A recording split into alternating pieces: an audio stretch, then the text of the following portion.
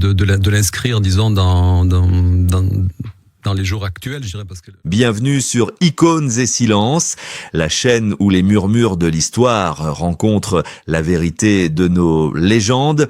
Il a vendu plus de 25 millions de disques, enchaîné les succès intemporels et rempli les plus grands stades. Pourtant, il a toujours choisi de fuir les tapis rouges éblouissants et les soirées mondaines de la capitale. Aujourd'hui, à 72 ans, Francis Cabrel admet enfin ce que nous avons tous secrètement soupçonné.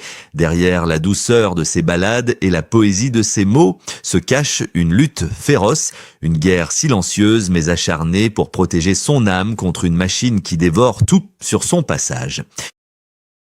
Comment un artiste au sommet absolu de la gloire peut-il préférer l'ombre à la lumière, qui a réellement essayé de lui voler sa voix, son identité et cet accent du Sud qui fait tout son charme? Pendant des décennies, le public l'a perçu comme un homme mystérieux, un paysan ancré dans sa terre d'Astafor, loin de la frénésie parisienne. Mais cette retraite n'était pas seulement un choix de vie paisible, c'était un acte de résistance instinctif.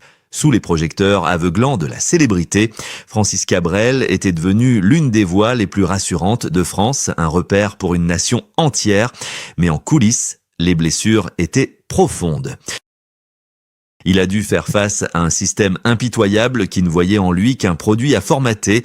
Des producteurs parisiens cyniques ont tenté d'effacer ses origines, de lisser ses aspérités et de le transformer en une idole standardisée.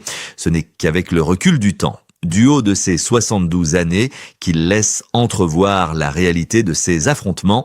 Il n'a jamais pardonné à cette industrie glaciale d'avoir voulu le dépouiller de son authenticité. Il révèle aujourd'hui la cruauté de ce monde artificiel qui a failli le briser à plusieurs reprises. Au moment où les premières notes de ses chansons inondaient les radios, beaucoup croyaient qu'il vivait un rêve éveillé. Mais ne vous y trompez pas, dans le secret des bureaux parisiens, un tout autre scénario se jouait pour cet homme venu de la province. Pour comprendre comment cette icône a survécu à cette tentative de destruction et ce qui s'est réellement passé au début de son ascension, il faut revenir là où tout a basculé. Pour comprendre la fêlure de cet homme, il faut d'abord mesurer l'immensité de son triomphe. Tout commence véritablement à la fin des années 70 avec une déclaration d'amour d'une simplicité désarmante, avec la chanson Petite Marie, écrite pour celle qui deviendra la femme de sa vie. Francis Cabrel ne fait pas que remporter un concours de jeunes talents, il s'infiltre doucement dans le cœur des Français, mais c'est en 1979 que le destin bascule de façon vertigineuse. Le titre « Je l'aime à mourir » résonne sur toutes les ondes et se vend à plus de 2 millions d'exemplaires. Du jour au lendemain, ce jeune homme timide à la moustache épaisse et aux cheveux longs devient une star absolue. Il enchaîne l'année suivante avec L'encre de tes yeux, confirmant qu'il n'est pas l'homme d'un seul succès, mais bien un poète majeur de sa génération. Dans cette France des années 80, une époque où le disco et les synthétiseurs règnent en maître, Cabrel détonne, il incarne une authenticité rurale, un retour à la terre et aux émotions brutes dont le public a désespérément besoin. Les Français voient en lui le troubadour moderne, l'homme idéal qui chante l'amour avec une vulnérabilité assumée. Chaque album devient un événement national, un remède pour une société en pleine mutation. Son apogée artistique et commercial atteint des sommets vertigineux avec la sortie de l'album Sarbacane en 1989, puis le raz de marée historique de Samedi soir sur la Terre en 1994. Cet opus majestueux s'écoule à près de 4 millions d'exemplaires, devenant l'un des albums les plus vendus de toute l'histoire de la musique française. Des chansons comme La Corrida ou Je t'aimais, Je t'aime et Je t'aimerai s'inscrivent instantanément dans le patrimoine culturel commun. La folie Cabrel ne s'arrête pas aux frontières de l'Hexagone, son aura traverse les océans, le Québec l'adopte comme l'un des siens, la Belgique et la Suisse l'adulent, et ses traductions en espagnol, notamment avec La Quiero a morir, lui ouvrent les portes de l'Amérique latine avec un succès phénoménal. Il est partout, sur toutes les scènes et sur tous les écrans. Chaque concert est joué à guichet fermé devant des foules immenses et passionnées. Au début, il y a la joie immense de partager ces mots, l'émerveillement de voir des dizaines de milliers de voix chanter à l'unisson la poésie qu'il a composée seul dans sa chambre. Il enchaîne les tournées épuisantes, passant ses nuits dans des hôtels anonymes, loin de son village natal d'Astafor. Cependant, derrière les disques de diamants et les ovations interminables, la réalité commence à s'assombrir. La célébrité est un monstre affamé qui demande toujours plus d'apparitions, plus de sourires de façade et plus de compromis.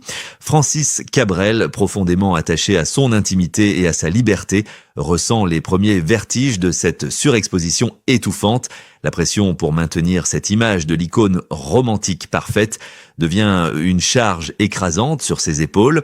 La machine médiatique veut s'approprier son âme, décortiquer sa vie privée et lui imposer un rythme effréné qui l'éloigne de son essence. La chaleur des projecteurs se transforme peu à peu en une brûlure constante alors que le monde entier l'applaudit. Une angoisse sourde grandit dans son esprit. Comment rester soi-même quand l'industrie de la musique exige de vous transformer en une simple marchandise rentable ? La gloire éclatante cachait en réalité des chaînes invisibles et les jours sombres de l'exploitation n'allaient pas tarder à révéler leur véritable visage. La gloire était là, éblouissante et absolue, mais le prix que ce système exigeait de lui était plus lourd que n'importe quelle monnaie, alors que la France entière chantait ses louanges. Francis Cabrel vivait un véritable déchirement intérieur derrière les portes closes. Le monde du spectacle parisien, avec son arrogance et ses codes stricts, n'a jamais voulu l'accepter totalement pour cette industrie naissante. Ce jeune homme de la campagne n'était qu'une matière première, un produit brut qu'il fallait tailler selon les exigences impitoyables du marché. Le premier grand traumatisme, la blessure qu'il n'a jamais pardonnée, fut la tentative délibérée d'effacer son identité sonore. Lors de ses tout premiers pas en studio, les producteurs de la capitale ont méprisé son accent du sud-ouest. Ils jugeaient cette voix rocailleuse trop provinciale. On a exercé sur lui une pression terrible pour qu'il gomme ses racines, pour qu'il chante avec une diction standardisée et sans âme. C'était une véritable violence psychologique, une tentative de formatage où l'artiste devait renier sa terre pour exister sur les ondes. Mais l'exploitation invisible ne s'est pas arrêtée au studio d'enregistrement. Très vite, la puissante machine médiatique a pris le contrôle de son emploi du temps. Lui qui aimait prendre le temps de vivre n'avait plus son mot à dire. Les attachés de presse dictaient ses apparitions publiques, lui imposant des sourires de façade lors d'événements mondains qu'il détestait profondément. Les journées s'étiraient dans une succession infinie d'interviews promotionnelles, d'émissions superficielles et de séances photos imposées. Le système tentait de le transformer en un bien de consommation courante qu'il fallait rentabiliser à l'extrême. La liberté qu'il chérissait plus que tout lui avait été confisquée avec le sourire. Lui, qui puisait son inspiration dans le silence réconfortant de la nature et la chaleur protectrice de sa famille, se retrouvait prisonnier de chambres d'hôtel luxueuses mais désespérément solitaires. Le contraste entre l'image publique idéalisée et la réalité quotidienne devenait une torture silencieuse. Sur les affiches de ses tournées gigantesques, il était le poète serein que tout le pays adorait, mais loin du regard des foules. Il se sentait isolé, enserré par des obligations contractuelles lourdes dont il n'avait pas mesuré la cruauté à ses débuts. L'industrie musicale ne le protégeait pas, elle le consommait de l'intérieur. Les paparazzis ont commencé à traquer ses moindres faits et gestes, cherchant à percer le sanctuaire de sa vie privée. Cette intrusion permanente a été vécue comme une violation insupportable. L'angoisse de voir sa famille exposée et dévorée par ce tourbillon toxique devenait une véritable obsession. Il se rendait compte avec amertume que ce milieu ne voyait pas l'homme fragile derrière la guitare, mais seulement une machine à générer des millions. Il se sentait comme un otage d'une industrie qui ne connaissait que le langage du profit. Il avait signé pour partager sa poésie, pas pour vendre son âme. Les injonctions constantes pour rester au sommet des ventes devenaient une cage dorée dont les barreaux se resserraient chaque jour. La trahison était celle d'un système entier, froid et cynique, qui se nourrissait de sa sincérité tout en méprisant sa nature profonde, alors que les chiffres de vente continuaient de grimper. Une fracture irréversible se créait dans son cœur. L'illusion parfaite de cette gloire étouffante allait très bientôt se heurter à un mur de réalité brutale, et cette tension accumulée allait finalement provoquer un véritable séisme personnel. Au moment même où la France entière le croyait intouchable, et puis, la goutte d'eau qui fait déborder le vase finit par tomber en 1994.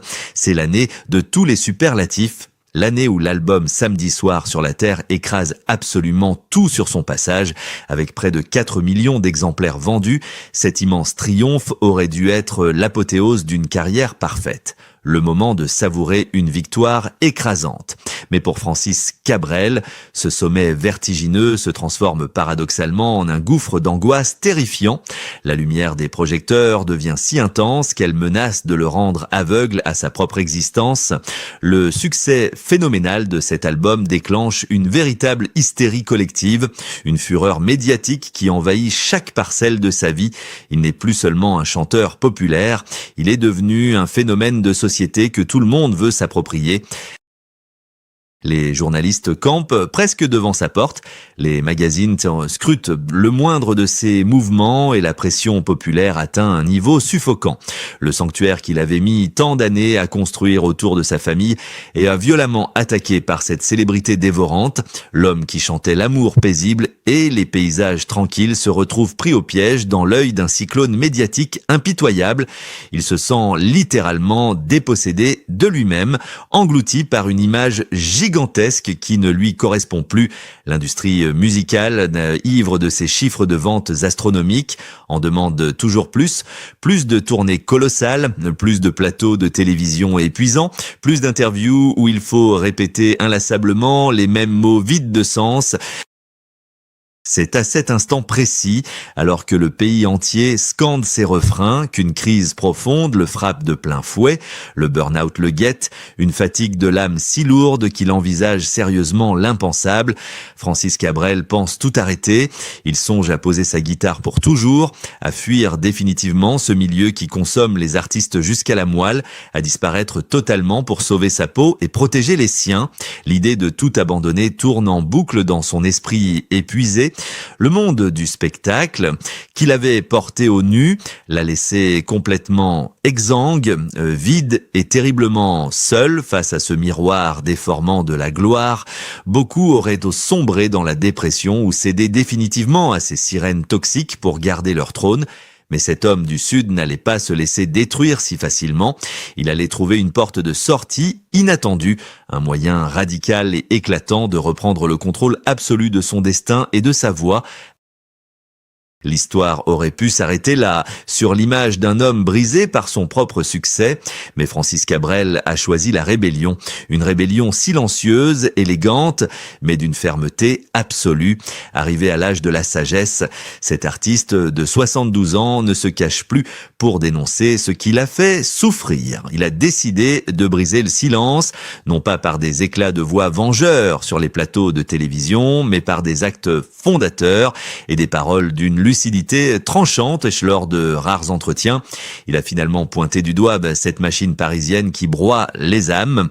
Il a évoqué ses directeurs artistiques cyniques qui voulaient effacer son accent, ses managers obsédés par la rentabilité qui l'ont poussé à l'épuisement et ce système tout entier qui transforme la poésie en un vulgaire produit de consommation sans jamais prononcer de nom pour ne pas salir son propre message. Il a condamné publiquement ces méthodes destructrices. Son refus de se soumettre a pris une dimension spectaculaire face à la nouvelle ère numérique.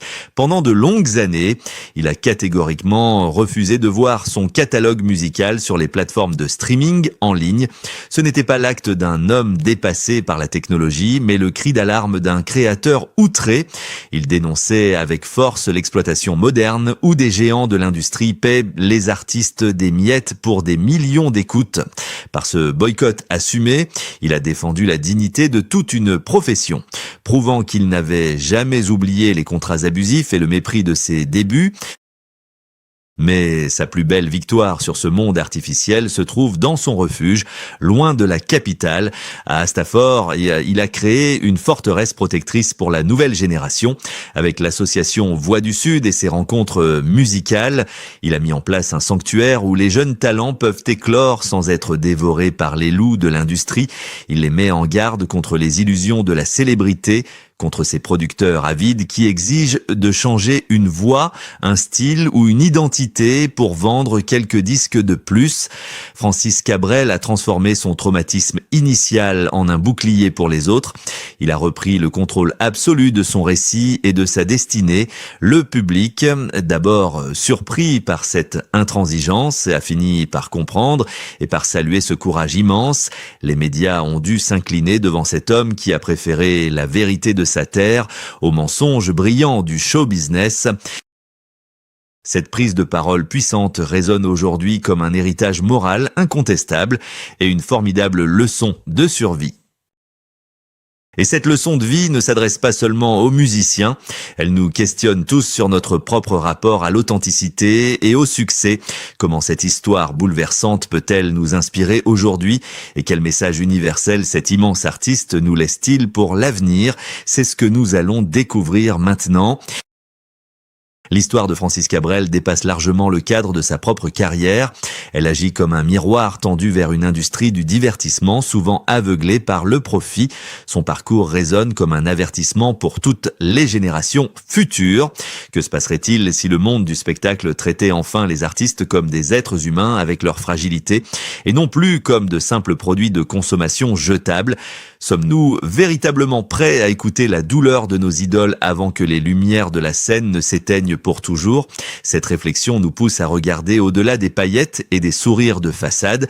Le combat de cet homme pour préserver son identité est aussi celui de milliers d'autres créateurs. De jeunes talents ou d'enfants stars qui ont été broyés par un système implacable.